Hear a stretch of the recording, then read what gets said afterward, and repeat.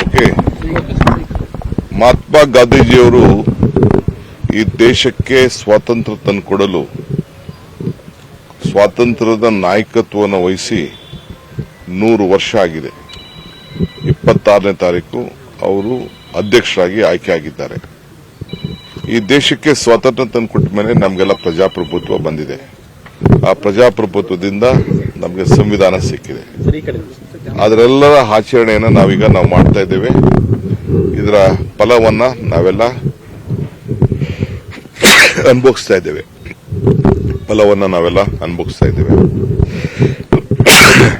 ಎಐಸಿಸಿಯ ಅಧಿವೇಶನ 100 ವರ್ಷದಿಂದ ಏನು ನಡೆದಿತ್ತು ಅದನ್ನ ನಾವು ಇಡೀ ವರ್ಷ ಕರ್ನಾಟಕ ಸರ್ಕಾರ ಮತ್ತು ಕಾಂಗ್ರೆಸ್ ಪಕ್ಷ ಎರಡೂ ಸೇರಿ ಇದನ್ನ ಆಚರಣೆ ಮಾಡಲಿಕ್ಕೆ ಗಾಂಧಿ ಭಾರತ ಅನ್ನೋ ಒಂದು ಹೆಸರಿನಲ್ಲಿ ಆಚರಣೆ ಮಾಡಲಿಕ್ಕೆ ನಾವು ಸರ್ಕಾರ ಕಾರ್ಯಕ್ರಮವನ್ನು ರೂಪಿಸಿದೆ.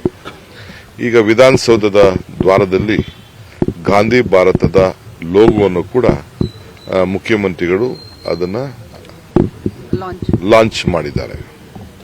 ಈ ರಾಜ್ಯದ ಜನತೆಗೆ, ದೇಶದ ಜನತೆಗೆ ಈ ವರ್ಷದ ಕಾರ್ಯಕ್ರಮವನ್ನು ಲಾಂಚ್ ಮಾಡಿದ್ದಾರೆ. ಇಡೀ ವರ್ಷ ಸರ್ಕಾರ ಮತ್ತು ಪಕ್ಷ ಎರಡೂ ಸೇರಿ ಕಾರ್ಯಕ್ರಮವನ್ನು ಹಮ್ಮಿಕೊಳ್ತಾ ಇದೆ. ಈ ಹಿನ್ನೆಲೆಯಲ್ಲಿ ನಮ್ಮ ರಾಷ್ಟ್ರದ ಎಲ್ಲ ನಾಯಕರುಗಳು ಇವತ್ತು ವಿಶೇಷ ಏನಪ್ಪಾ ಅಂತಂದ್ರೆ 100 ವರ್ಷದ ಹಿಂದೆ ಗಾಂಧೀಜಿಯವರು ಅಧ್ಯಕ್ಷರಾಗಿದ್ದರು.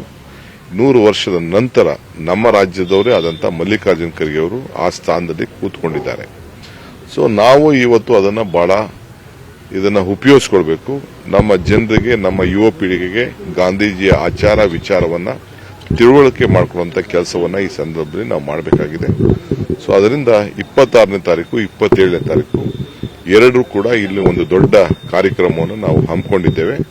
ನಮ್ಮ ರಾಷ್ಟ್ರದ ಎಲ್ಲ ನಾಯಕರುಗಳು ಕೂಡ ಬರ್ತಾ ಇದ್ದಾರೆ, ಸಂಸತ್ ಸದಸ್ಯರುಗಳು ಬರ್ತಾ ಇದ್ದಾರೆ, ಕಾರ್ಯಕಾರಿ ಸಮಿತಿಯ ಸದಸ್ಯರು ಬರ್ತಾ ಇದ್ದಾರೆ, ಎಕ್ಸ್ಟೆಂಡೆಡ್ ವರ್ಕಿಂಗ್ ಕಮಿಟಿ ಸಭೆ ಇಲ್ಲಿ ನಡೀತದೆ. ಎಲ್ಲೆಲ್ಲಿ ಗುರುತುಗಳನ್ನ ಬಿಟ್ಟು ಹೋಗಿದ್ದಾರೆ ಆ ಸ್ಥಳಗಳಿಗೆ ಭೇಟಿ ಕೊಡ್ತಾ ಇದ್ದಾರೆ. ಸಭೆ ಆದಮೇಲೆ ನೆಕ್ಸ್ಟ್ ಡೇ ಮಾರ್ನಿಂಗ್ ಒಂದು ದೊಡ್ಡ ಬಹಿರಂಗ ಸಭೆಯನ್ನು ಕೂಡ ನಾವು ಹಮ್ಮಿಕೊಂಡಿದ್ದೇವೆ. ಅದಕ್ಕೆ ನಾನು ನಾಳೆ ನಾಡಿದ್ರಲ್ಲಿ ನಮ್ಮ ರಾಷ್ಟ್ರೀಯ ಕೆಲವು ನಾಯಕರುಗಳು ಇಲ್ಲಿ ಒಂದು ಸ್ಥಳ ವೀಕ್ಷಣೆ ಮಾಡಿದ್ದಾರೆ. ಸೊ 2-3 ಪ್ರಪೋಸಲ್ಗಳನ್ನ ಎಲ್ಲಿ ಸಭೆಗಳನ್ನ ಮಾಡಬಹುದು ಅನ್ನೋ ದೃಷ್ಟಿಯಿಂದ 3-4 ಜಾಗಗಳನ್ನ ಗುರುತಿಸ್ತಾ ಇದ್ದೀವಿ. ಅದಕ್ಕೆ ನಾನು ಮತ್ತು ನಮ್ಮ ಎಲ್ಲ ಮಂತ್ರಿಗಳು, ಪದಾಧಿಕಾರಿಗಳು ನಾವೆಲ್ಲ ಸೇರಿ ಮುಖ್ಯವಾಗಿ ಒಂದು ಫೈನಲ್ ಶೇಪ್ಗೆ ತರ್ತಾ ಇದ್ದೀವಿ. ಒಂದು ಕಮಿಟಿ ಕೂಡ ನಾವು ರಚನೆ ಮಾಡಿದ್ದೇವೆ. HK ಪಾಟೀಲ್ ಅವರು, ವೀರಪ್ಪ ಮೊಯ್ಲಿ ಅವರು, BL ಶಂಕರ್ ಅವರು, ಸರ್ಕಾರ ಮತ್ತು ಪಕ್ಷ ಸೇರಿ ಅವರು ಕೂಡ ಕೆಲವು ಗೈಡ್ ಮಾಡ್ತಾ ಇದ್ದಾರೆ. ಇಡೀ ಬೆಳಗಾಂ ಹಬ್ಬದ ವಾತಾವರಣ ರೀತಿಯಲ್ಲಿ ಅದನ್ನ ಕಾರ್ಯಕ್ರಮ ಕೂಡ ನಾವು ರೂಪಿಸಿದ್ದೇವೆ. ಅದೆಲ್ಲ ಸೆಕ್ಯೂರಿಟಿ ಟೈಮಿಂಗು ಮತ್ತೊಂದೆಲ್ಲ ಇದೆ, ಅದು ಅವ್ರು ಅಡ್ರೆಸ್ ಮಾಡಬೇಕು ಅಂತಿತ್ತು. ಇನ್ನು ಅದನ್ನ ಚರ್ಚೆ ಮಾಡ್ತಾ ಇದೀವಿ.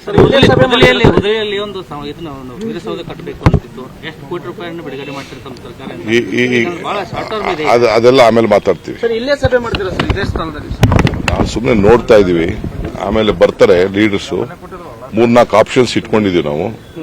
ಈ ಜಾಗಕ್ಕಂತೂ ಖಂಡಿತ ಬಂದೇ ಬರ್ತಾರೆ. ಸಭೆ ಮಾಡ್ಲಿ ಬಿಡ್ಲಿ, ಈ ಜಾಗಕ್ಕೆ, ಈ ಗಾಂಧಿ ಬಾವಿ ಇಲ್ಲಿ ನಡೆದಂತ ಎಐಸಿಸಿ ಅಧಿವೇಶನದ ಜಾಗಕ್ಕೆ ಖಂಡಿತ ಎಲ್ಲಾ ನಾಯಕರುಗಳು ಬಂದೇ ಬರ್ತಾರೆ.